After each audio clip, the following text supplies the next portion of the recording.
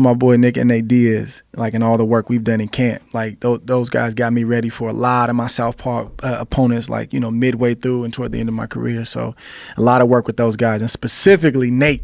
At a certain point, I stopped working with Nick because he was doing other things, but Nate, man, and the volume and having to like deal with the awkwardness and the height and the reach, and like that got me ready for Chad Dawson. That's amazing. That's my boy. Yeah, he's a tough dude, man. Yeah. You know, and watching him come back after 3 years out of the game and beat Pettis like that. I shot him a message. I was like, bro, you're a bad man.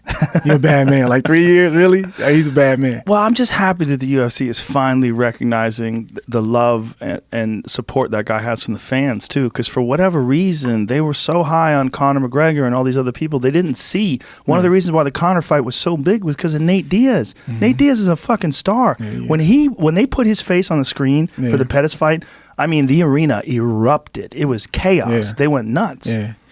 I mean, I don't know why they couldn't see it. I mean, Conor obviously was, you know, he was a little bit different, and he brought what he brought to the table, but probably would have been a good thing to try to balance them both out, show love to Nate. But, you know, he was like the rebel child. You know, he'd say whatever came to his mind, and, you know, the powers that be, they don't like that. I think he was a little overshadowed by his brother too, because, you know, when your brother's a superstar, there's something about, I mean, and especially like his brother, when he was fighting in Strikeforce in particular, was one of the best fighters in the world.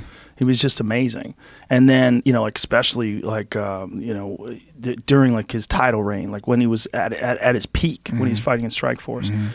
But for whatever reason, they just, you know, Nate just flew under the radar. Until that Conor McGregor fight, the first one. Yeah. Then they recognize.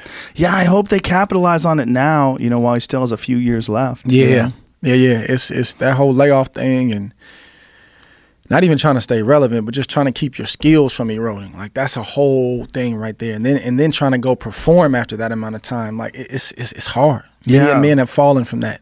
And not come back the same. Yeah, he didn't lose a beat. It was crazy. He looked as good as ever. It was amazing. The good thing is though, he seems to always be working. And that's what saved me when I was off, like just always like chipping away in the gym, you know. He's got, you know, him and his brother got their own schools, and they're always in there grappling, working out. So that's what saved him. Now, if you take off 3 years of nothing, 2 years of nothing, a year of nothing, that's when you come back and you look like a totally different person. I always point to Muhammad Ali. When Muhammad Ali was forced to retire, when he took 3 years off and then he came back, he did not look physically like the same guy. Yeah. You know, who did he come back and fight? It wasn't Chuck Wepner. It was what the fuck's his name? Was it Zero Foley? No. It was fuck.